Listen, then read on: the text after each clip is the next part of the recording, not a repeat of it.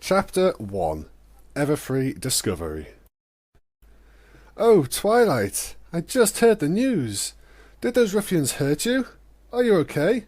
Oh, I just can't imagine what it must have been like. I mean, it was probably similar to when I was pony-napped by the Diamond Dogs. Still, that's just not the same as getting taken by other ponies, and I, for one...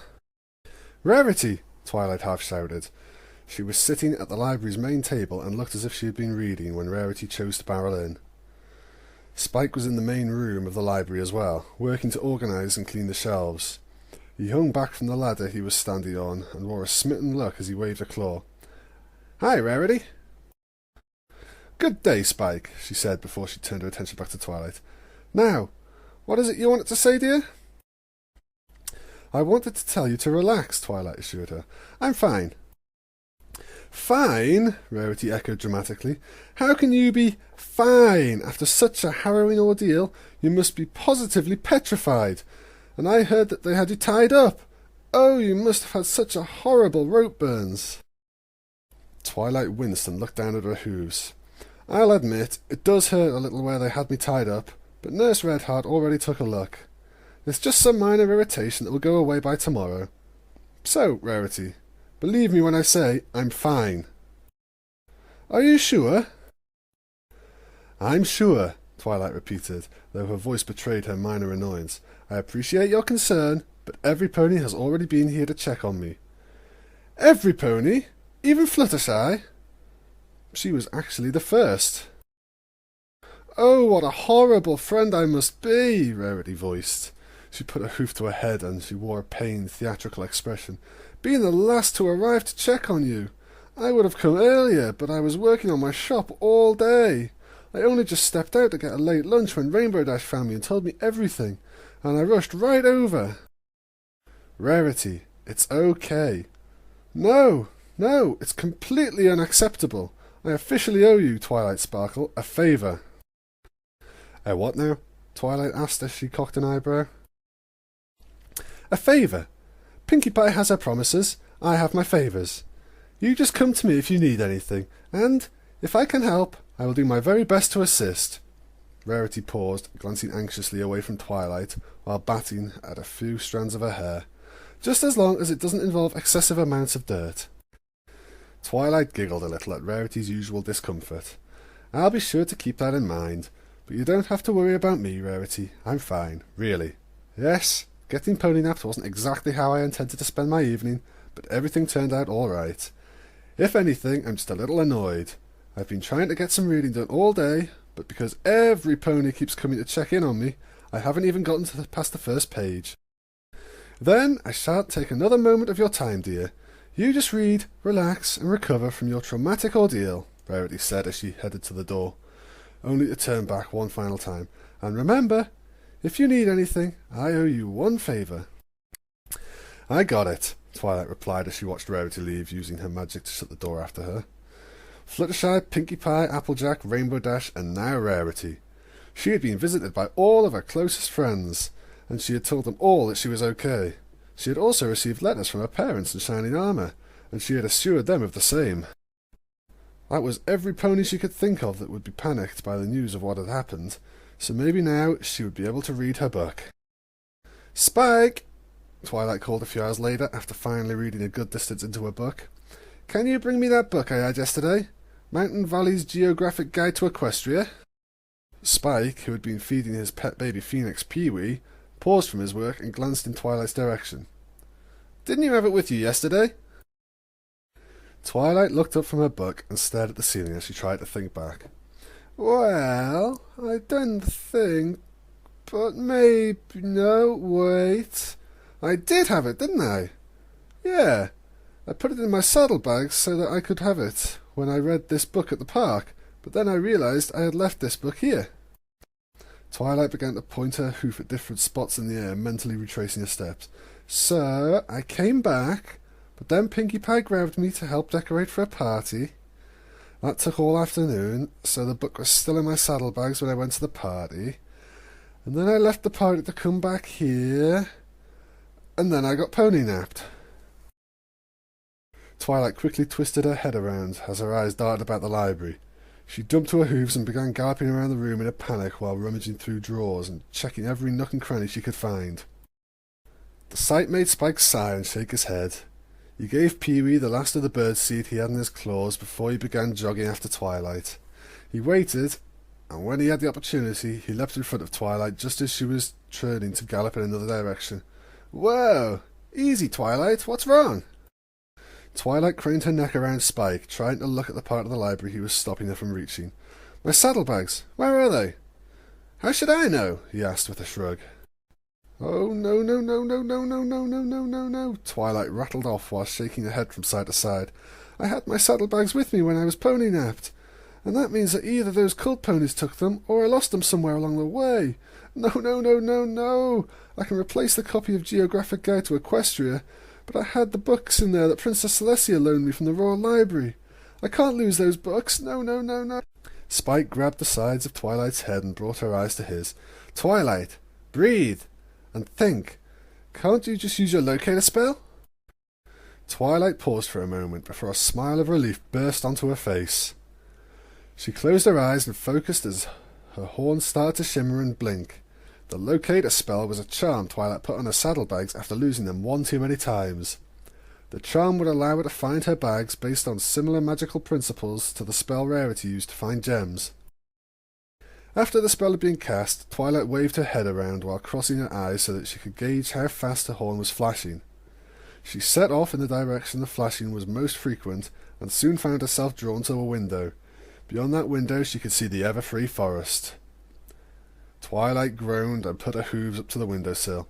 "Great. That's just great. My bags are in the forest." "Then you should probably forget about them, Twilight," Spike said. "They're just books after all." "But that's just it, Spike," Twilight argued. "They aren't just books. Some of the books in those bags were on loan from the Royal Canterlot Library, and Princess Celestia loaned them to me herself. Do you realise how disappointed she'll be if I tell her I lost those books? No, I can't just leave them there. I'm going to get those books." With that, Twilight began to trot towards the door, only for Spike to quickly cut her off. "Nuh-uh, no way, Twi. Princess Celestia would have my scales if she found out that I let you go back into the Everfree forest the day after you were pony-napped." "Well then, she won't find out," Twilight replied before she levitated Spike out of the way. He, however, ran right back into her path. "But what if those crazy ponies are still in the forest? Do you want to get pony-napped again?" "Princess Celestia's guards scoured the forest last night with Sakura's help. I doubt that any of those ponies are still there," Twilight rationalized. "Besides, I need to get those books back. They're irreplaceable. Then I'm coming with you." Twilight shook her head firmly. "No, Spike. I need you to stay here in case some pony comes by. The last thing we need is every pony thinking I got pony-napped again. And what if some pony comes by to check out a book? This is a library. We can't just close it whenever we want to." Spike was not convinced. He crossed his arms and eyed Twilight. "I still don't like it. Can't you find some pony to go with you?" "Every pony else is busy, especially after taking time to come and see me. Besides, I've been to the Everfree forest before, Spike. I know how to keep myself out of trouble." "Says the pony that got turned to stone by a cockatrice," Spike pointed out. Twilight smiled weakly. "I'll admit that wasn't one of my better moments. Still, if I'm not back in here in 3 hours, you can tell the princess that I left. You can even say that I put you to sleep with a sedation spell so you couldn't stop me. Twilight, I don't want you to go because I think it's dangerous, not because I don't want you to get into trouble." "Spike, I promise everything will be fine," Twilight reassured Spike as she walked around him and continued towards the door. "Now, just keep doing your chores and I'll be back before you know it." She glanced at the clock. "It's just after 3, so if I'm not back by a little after 6, then you can tell Princess Celestia. But I promise I'll be back before then." Twilight swallowed nervously, stepping slowly through the forest as she kept her head down, following the light of her blinking horn. The threatening trees of the Everfree forest surrounded her, their mangled and twisted branches reaching down from the canopy like deadly claws. The silence of the forest was also strangely unnerving. Twilight's ears swiveled constantly to pick any trace of sound as shivers ran up her spine from both the tension and the chill of the air. "Okay, maybe it won't be fine," Twilight muttered, finally admitting to herself that she wasn't ready to brave the forest alone. Logically, she tried to convince herself everything was fine, but her mind was still playing tricks on her. She couldn't keep herself from believing every pony-shaped shadow she saw was one of the cult ponies coming to pony nap her again. She even charged off the forest path a few times, trying to get a jump on the would-be assailant, only to discover it was a bush or a tree branch. The situation was only made worse by the dark, grey, threatening clouds that were rolling in over the forest. It was the Everfree forest's first spring thunderstorm. Twilight could only imagine how horrible it would be to caught in one of the forest's infamous wild storms. They were rumoured to have winds strong enough to pick a pony off her hooves and throw her halfway across Equestria. They were also supposed to have lightning that could... Twilight shook her head and tried to clear away her panicked thoughts. She was getting close to her saddlebags now. The rate at which her horn was flashing was a sure indicator of that. She just needed to get those bags, and then she could teleport herself back to the library. "Just hold it together, Twilight, just hold it together a little longer," she whispered to herself in a half-hearted pep talk.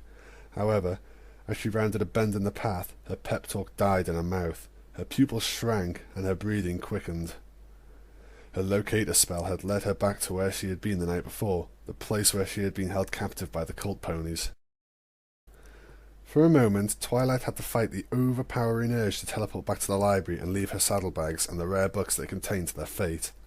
That urge, however, subsided when Twilight noticed her horn was blinking faster. She was close, so very close, and with a nervous swallow she mustered the courage to continue.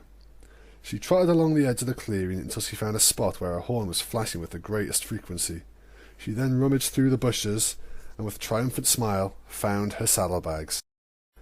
Needing to be sure the books were okay, Twilight carried the bags to the centre of the clearing and opened the flaps.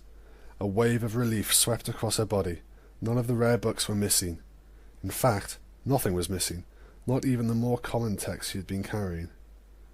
It was a discovery that brought a smile to Twilight's face as she levitated the bags over her head and settled them down on her back. "Perfect! Now just teleport myself to the library and..."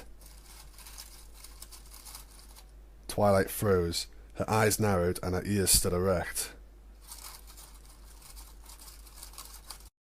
She turned her head and focused on the source of the noise. It was a single bush located on the edge of the clearing. Something was moving around the inside of the foliage, just out of sight, causing the leaves to rustle. Almost instantly, Twilight's mind jumped to the worst-case scenario. She could imagine a cultist leaping out of the bush to hog-tie her again, and this time, when they cut her, they would do far worse.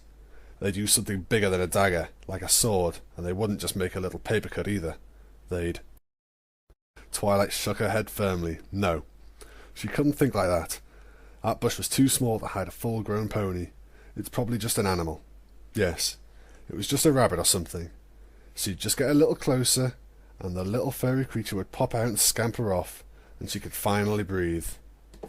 Unless it was a snake. Oh, if it was a snake, she was going to scream. Inching closer to the bush, Twilight made each hoof step as silent as possible. She strained her eyes to see into the darkness and kept her ears pointed forwards to pick up any sound that might clue her in as to what was hiding there. The branches rustled again, but whatever animal was inside had yet to jump free.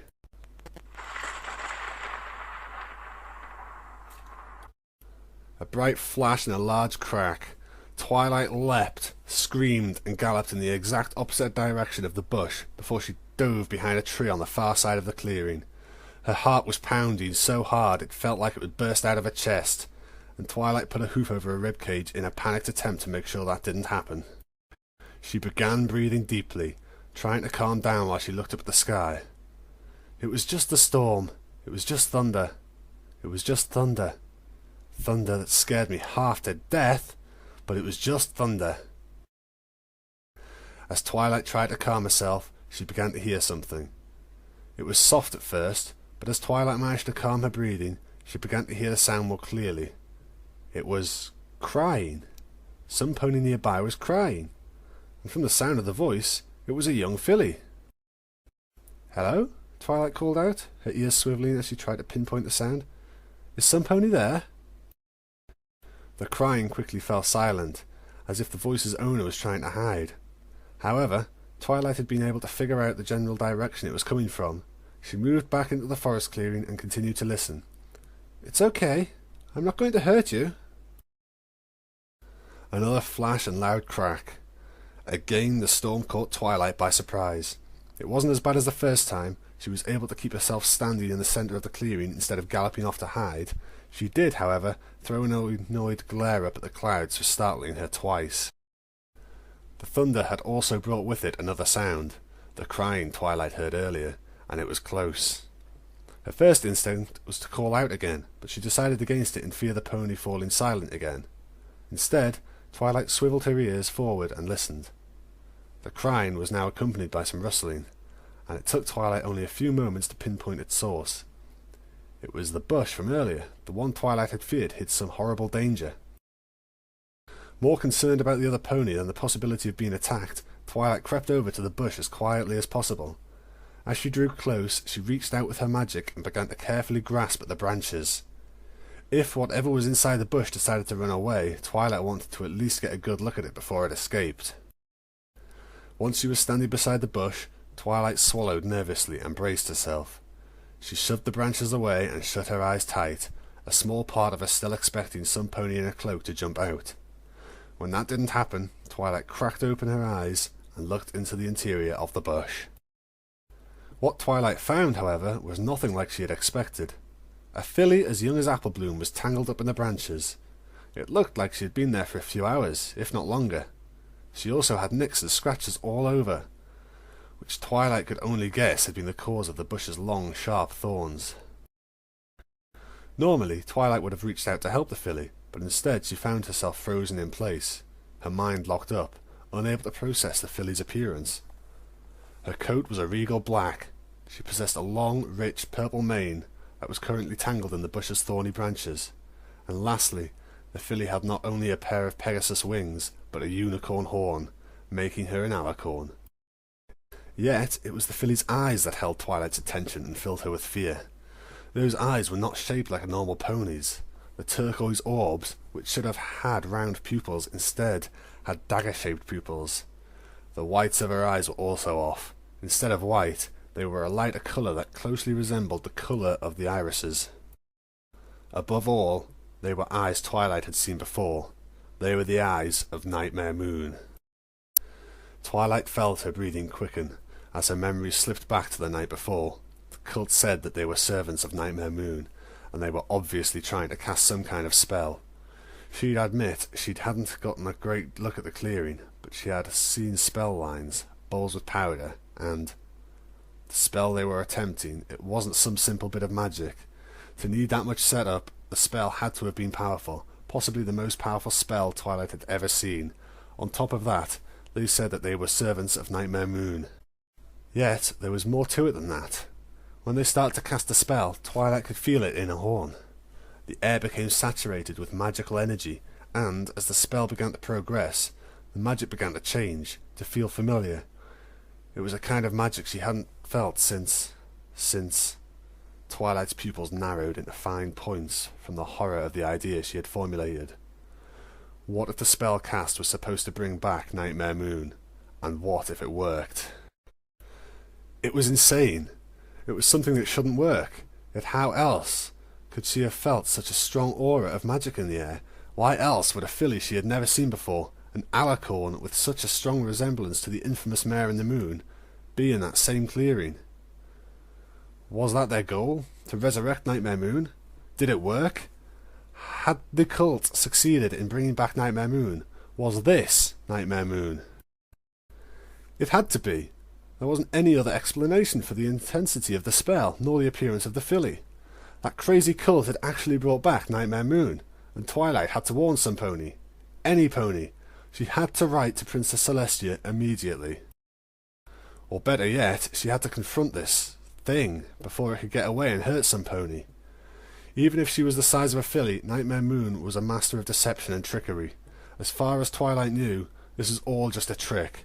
The alicorn could simply be attempting to lure some pony into a trap, lying in wait for some pony to get close before attacking.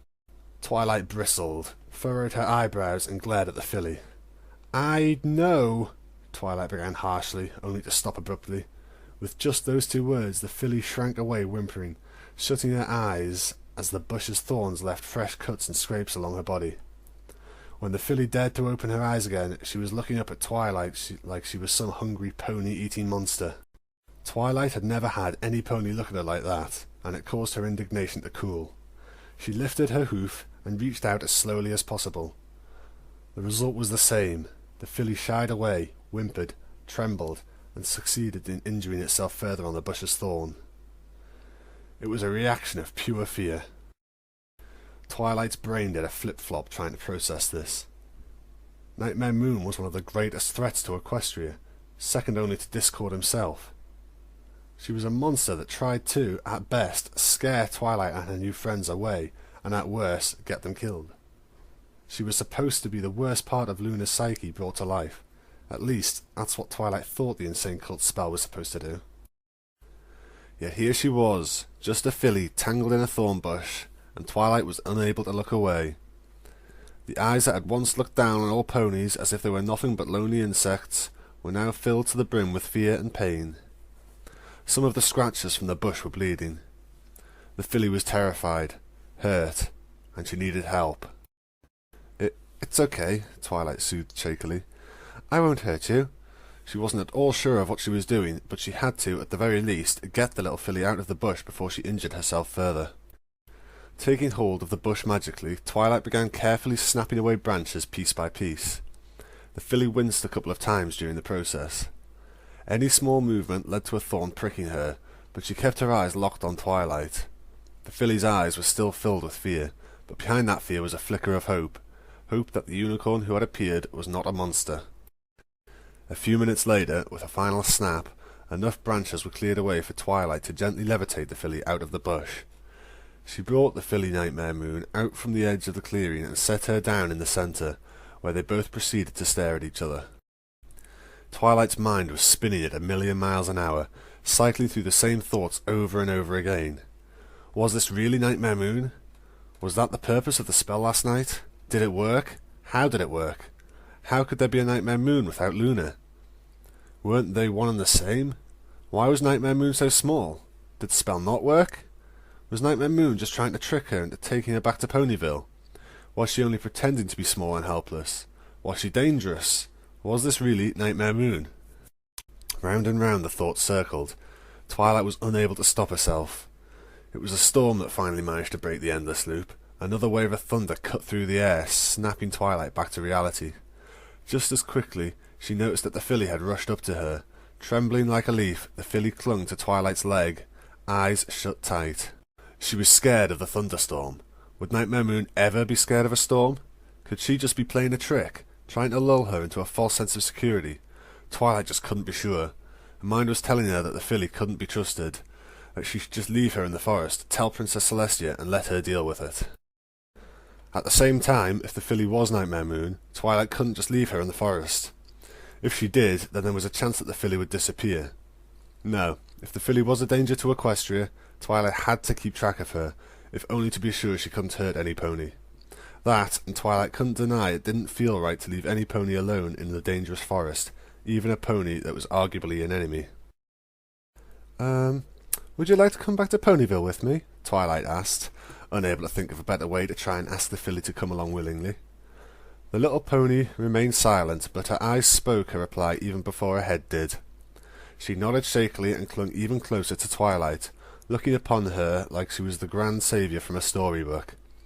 Twilight might have smiled at this if it weren't for the raindrops that were starting to fall on her head. "Oh, great," Twilight muttered, flinching a bit as the rain started to worsen. With the storm coming quickly, Twilight did the only thing she could think of. She picked up the filly and nestled her between her saddlebags. Twilight then turned her magic above her head, projecting a transparent barrier just in time to shield them from the rain. Twilight then took in a deep breath and tried to cast her teleportation spell, but she couldn't get it to work. To teleport herself and others, Twilight used not only her magic, but also the magic that occurred naturally in Equestria. Yet, no matter how hard she tried, she couldn't draw enough magic from around her and the filly. The air had been leached dry of all magic, even though the evening before it had been oversaturated with mystical energy. Finally, Twilight was forced to give up. If she strained herself any further, she wouldn't have enough magic to power the barrier spell separating her and the filly from the rainstorm, nor enough energy to walk all the way back to the library. With a sigh, Twilight began to walk. She could only pray to herself that she'd get back before Spike panicked and sent a letter to the princess. Spike anxiously finished writing the letter to the princess and glanced at the clock to see it tick to the next minute. Twilight had been gone for 2 hours and 59 minutes. That left her with 1 minute. Just 1 minute to get back to the library before he sent the letter to Princess Celestia. Spike watched the clock anxiously before he dared to glance out the window at the raging thunderstorm. Dash had come by the library earlier to warn that the weather team was letting a storm from the Everfree forest roll over Ponyville. The storm wasn't scheduled, but the weather team had decided to let it pass over to save themselves the trouble of preparing another just 2 days later. It made sense, but the storm was still pretty nasty. Thunder, lightning, wind, and pounding rain all coming together at once, and Twilight was out in that weather, possibly hurt or even pony-napped. Spike glanced at the clock again and watched as the last minute changed.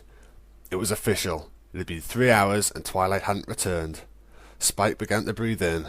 The message to Celestia mere moments from being magically sent to Canterlot when the library door suddenly swung open. "Spike! Don't you dare breathe out!" Twilight yelled, pointing a commanding hoof at him.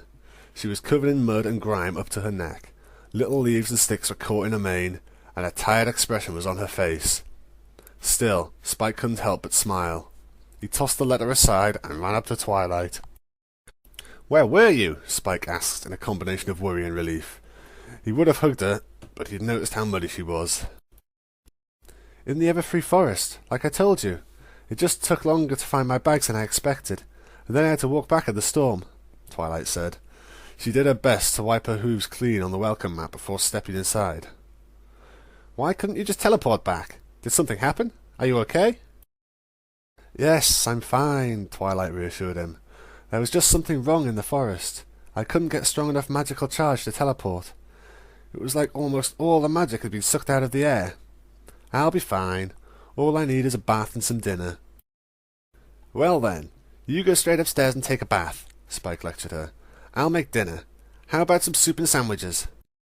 "Can you make it a celery soup and daffodil sandwiches?" Twilight asked as she levitated the books from her saddlebags and placed them in Spike's waiting arms. "Of course. 1 order of celery soup and daffodil sandwiches coming right up, after I get these books put away," Spike said. He then turned and began the quick task of putting the tomes Twilight had just retrieved back in their places. While he did that, Twilight headed to the second floor of the library. She crossed her bedroom and entered the bathroom. It was a small and cosy bathroom with a bathtub that doubled as a shower and all the basic amenities. Nothing fancy, but it got the job done. Twilight shut and locked the door before breathing a sigh of relief and looking over her shoulder. Still lying on her back, nestled between her saddlebags, was the filly Nightmare Moon. She had curled up and fallen asleep halfway to the library. Thankfully, Spike hadn't noticed the breathing black mass that was partially hidden by Twilight's mane and saddlebags. For the moment, Twilight just let the filly sleep while she turned on the bathtub faucets. The tub began to fill, and as it did, Twilight opened the medicine cabinet to gather some first aid supplies. While most of the injuries a filly had from the thorny bush were tiny, there were a couple Twilight wanted to bandage. Twilight waited until the tub was almost full before shutting off the faucets. The perfectly warm water gently steamed in the cool bathroom air, and a shiver of relief crawled down her body just from sinking her hoof into the water. Still, Twilight couldn't go jumping in until the filly was off her back, and she had taken off her saddlebags. Looking back at the filly, Twilight bent her head close and gave her a nudge. It took a few tries, but the little pony finally began to wake up. She lifted her head off Twilight's back and took in the surroundings before looking at Twilight, who offered a gentle smile. "Don't worry. You're safe here. This is where I live, and you won't have to worry about the storm or anything else here," Twilight assured her. "Still, I need to get cleaned up. Would you mind getting off my back while I take a quick bath?" The little filly shook her head once before very carefully and cautiously getting to her hooves and jumping off Twilight's back. Her little wings slowed her descent to the floor, allowing her to land gently. She, however, didn't stay on her hooves for long. She lay down and curled up into a small ball on the soft bathroom mat below the sink. With the filly off her back, Twilight was able to remove her mud-splattered saddlebags and climb into the bathtub. She winced a little as the hot water came into contact with the colder parts of her body, but she eventually sank in with a relieved sigh. After tromping around in the storm, Twilight wanted nothing more than to soak in the warm water. She, however, needed to make it a quick bath. She picked up a brush and worked to remove the mud, twigs, and leaves that clung to her.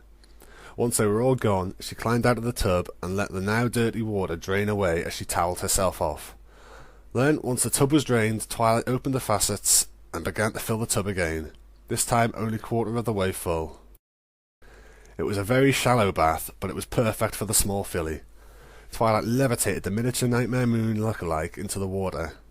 She winced a few times as the water came in contact with her cuts and scratches, but otherwise the filly didn't protest. She just stood there, being as complacent as possible as Twilight carefully used a brush to clean her. Once the filly was clean, Twilight lifted her out of the tub, towelled her off, and began using the first aid kit to bandage the worst of her cuts and scrapes.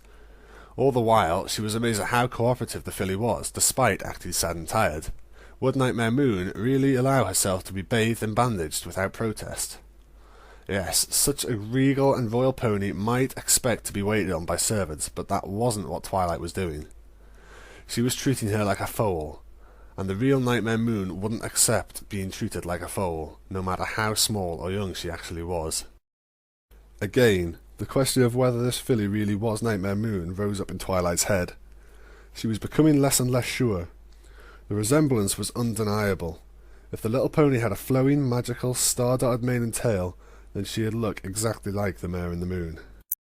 Yet this filly wasn't acting like Nightmare Moon, at least in Twilight's opinion. She didn't talk down, nor did she make threats. She hadn't even said anything yet, and the silence was even stranger. Twilight would expect Nightmare Moon to be vocal, and the filly's odd behaviour only raised another question. If she wasn't Nightmare Moon, then who was she? Twilight was drawn from her thoughts by a knock at the bathroom door. She finished placing one last bandage on the filly, and then turned in the direction of the door. Yes? Hey, Twilight, I've got your dinner. Twilight glanced over her shoulder, both to speak in Spike's direction and to make sure he wasn't coming into the bathroom. Thank you, but, you know, I'm really hungry after hiking through the Everfree forest in the storm. Would you mind making me another sandwich and a bowl of soup? No problem, Spike proudly assured from the other side of the door. I'll make a big batch of celery soup, and we have plenty of stuff for sandwiches. That's wonderful, Spike, but I only need one more. You got it, Twi, Spike replied before departing. Twilight waited for her assistant's footsteps to reach the bottom of the stairs before she opened the door. She checked the bedroom, making sure Spike, Owlicious, and Pee-wee were all downstairs before she stepped out. The filly followed close behind, not getting more than a few inches from Twilight as she crossed the room and moved towards the bed. The meal Spike had brought in was sitting on her bedside table.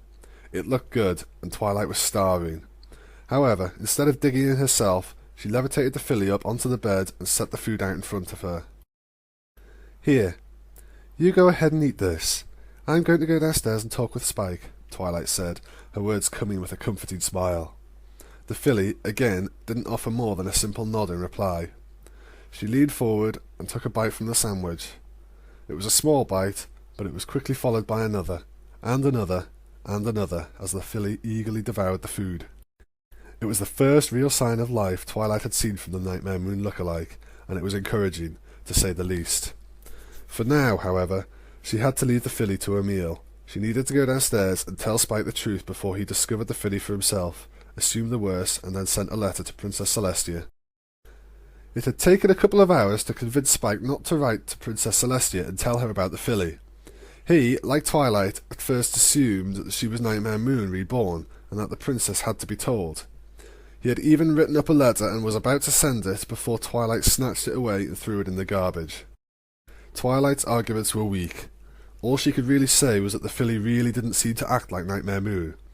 In her logical mind, Twilight knew that Spike was probably right. They needed to tell the princess, but once again, Twilight's imagination betrayed her. Princess Celestia had banished Nightmare Moon to the moon for 1,000 years. Twilight feared she would do the same to the little pony, and that just didn't feel like something the filly deserved. In the end, Twilight only got Spike to agree to silence by promising that she'd go buy him a large sapphire from Rarity as a bribe.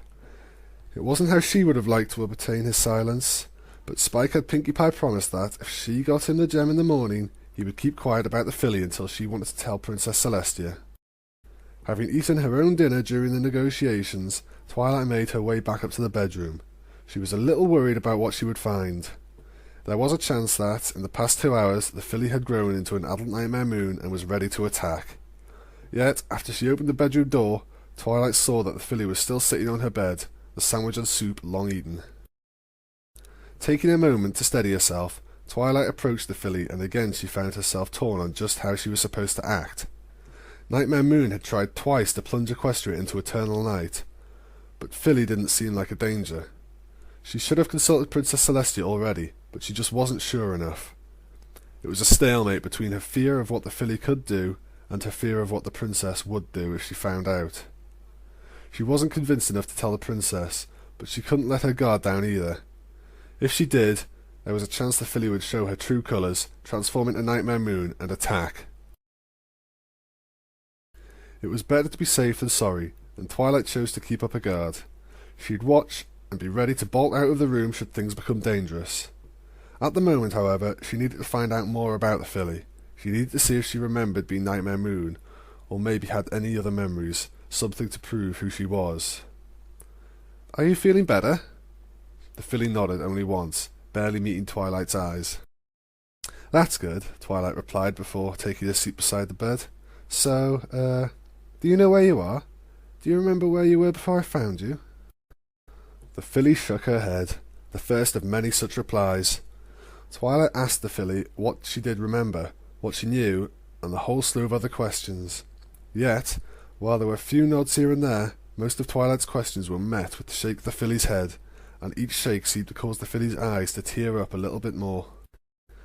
The breaking point came when Twilight asked the filly if she remembered her name, which caused her to break down and cry.